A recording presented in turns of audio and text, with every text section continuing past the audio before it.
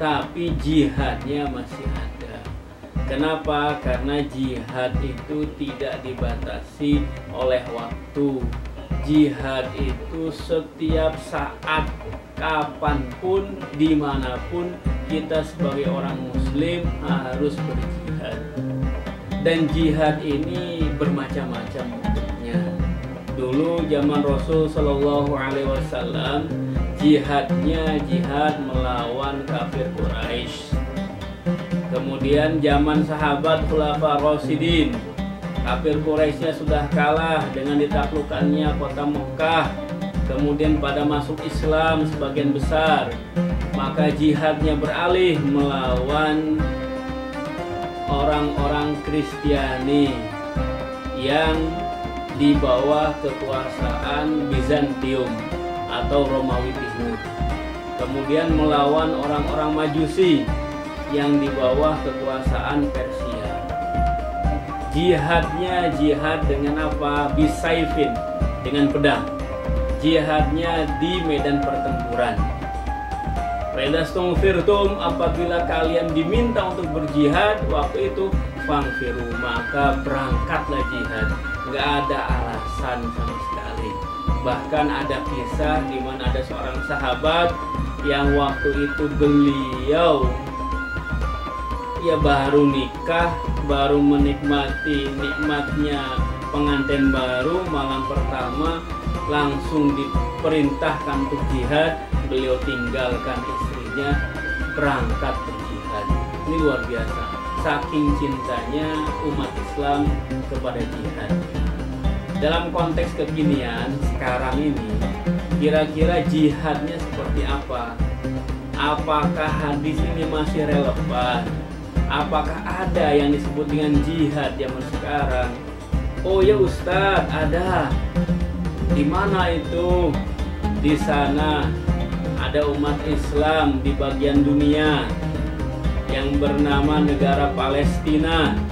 Negara yang mayoritas Muslim ini sedang dijajah oleh orang-orang Yahudi. Menurut kabar berita, baik itu di koran atau di televisi atau di media sosial, bahwasanya mereka sering dizolimi. Kemudian mereka banyak juga yang dibunuh. Apakah kita harus berangkat ke sana berjihad, berangkat bareng-bareng ke Palestina untuk berperang melawan orang-orang Yahudi? Nanti dulu. Kenapa saya bilang nanti dulu? Kalau sekarang anak muda Indonesia berangkat ke sana jihad mau melawan Yahudi, modalnya apa? Jihad itu perlu modal. Rasulullah ketika berperang melawan orang Quraisy, kemudian para sahabat zaman Khalifah Sayyidina Abu Bakar, Sayyidina Umar, Sayyidina Utsman, Sayyidina Ali, mereka semuanya mempersiapkan diri sebelum berjihad. Nah, sekarang apa kira-kira persiapan kita untuk jihad? Kalau kita tidak punya persiapan, datang ke sana lenggang kangkung, yang ada bukan jihad tapi bunuh diri. Ini bukan jihad yang relevan, jihad yang salah kaprah. Wah, jihad, saya pengen menghantam, menghajar orang-orang yang benci terhadap umat Islam. Katakan jihad melawan Donald Trump. Gimana cara jihadnya? Disantet aja Donald Trumpnya. Loh, Donald Trump kan temennya setan. Santet itu setan. Ya setan ketemu setan CS-an. Gak mungkin bisa tersantet itu Donald Trump. Jadi santet itu hanya buat orang-orang yang beriman, yang dimusuhi oleh setan, oleh jin. Tapi kalau orang yang sudah temennya setan, temennya jin, ya tidak mungkin bisa disantet. Jihad melawan siapa dong? Jihad melawan apa dong? Jihad melawan dua musuh yang terberat. Dua musuh yang sekarang sedang menjajah umat Islam di seluruh dunia. Bukan hanya yang ada di Indonesia, tapi di kebanyakan negara-negara Islam ada dua musuh terberat yang menjajah umat Islam. Apa Ustaz? Yang pertama adalah kemiskinan. Umat Islam di seluruh dunia mayoritas itu berada di bawah garis kemiskinan. Mari kita cek di Indonesia sendiri.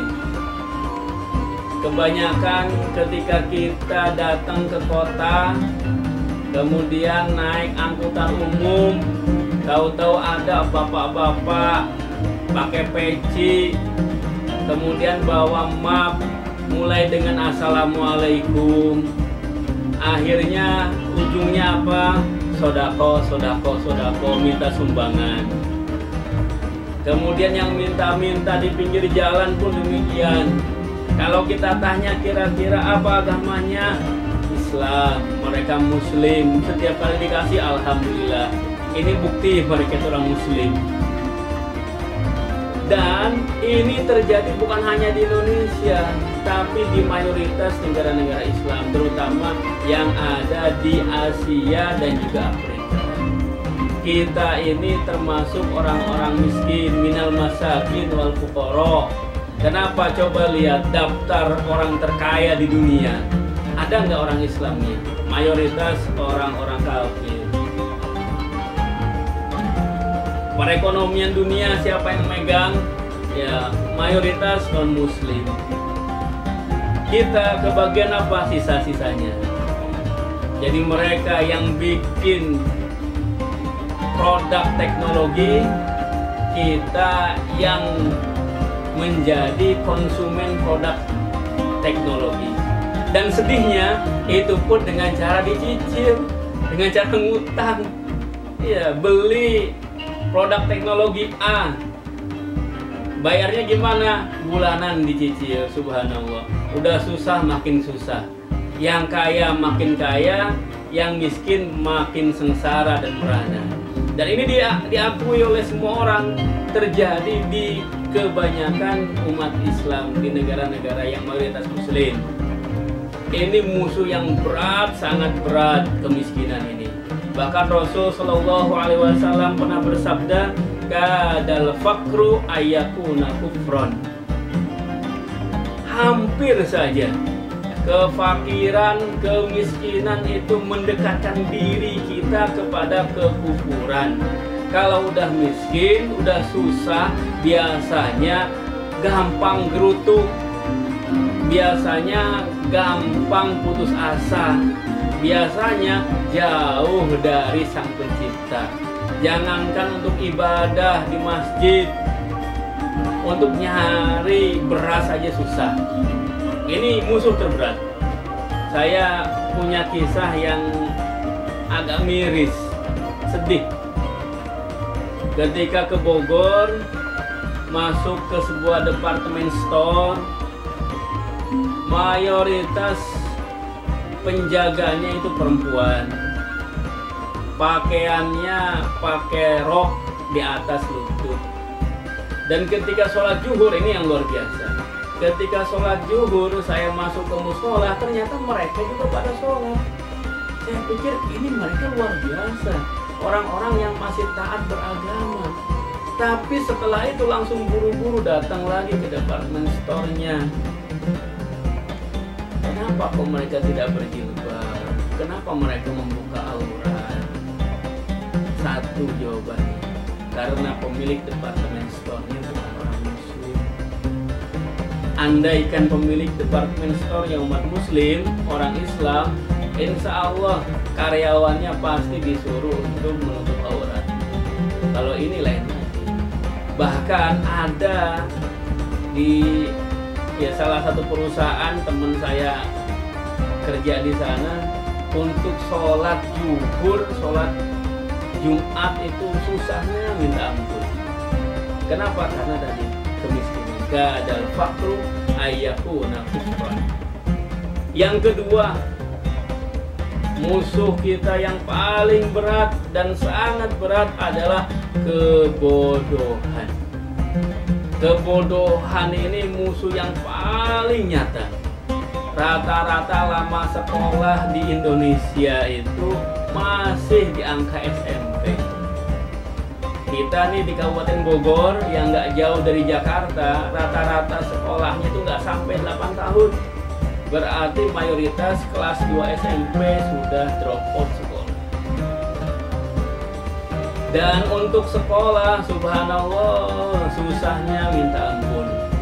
Kenapa? Karena orang tua di rumah memilih lebih baik kamu kerja daripada sekolah. Kenapa? Karena tadi ada musuh yang pertama. Apa musuh yang pertama? Kemiskinan. Kemudian ditambah dengan musuh yang kedua, kebodohan. Kolaborasi antara kemiskinan dan kebodohan menjadikan kita umat yang terpuruk, yang susah terus setiap waktu, yang selalu menjadi objek dari peradaban. Kenapa bisa terjadi seperti itu? Karena kita jauh dari ilmu.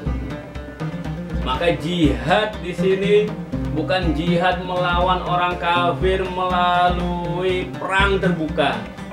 Bukan jihad dengan kita belajar berkuda, belajar memanah nanti kan ke perang. Enggak. Jihad di sini jihad melawan kebodohan, jihad melawan kemiskinan, dan senjatanya adalah ilmu pengetahuan.